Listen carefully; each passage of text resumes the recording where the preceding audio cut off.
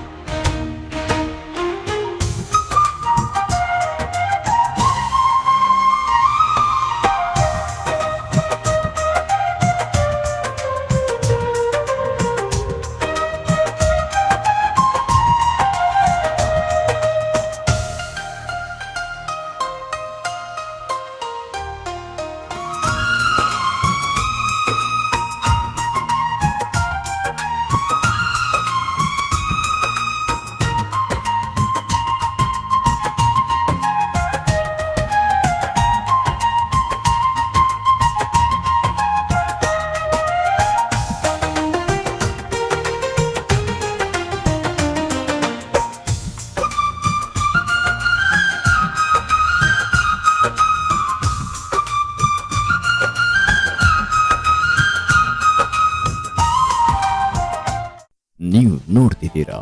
ಇದು ನ್ಯೂಸ್ 88 ಕನ್ನಡ, ಸುದ್ದಿಯ ಜೊತೆ ಸದಾ ನಿಮ್ಮೊಂದಿಗೆ.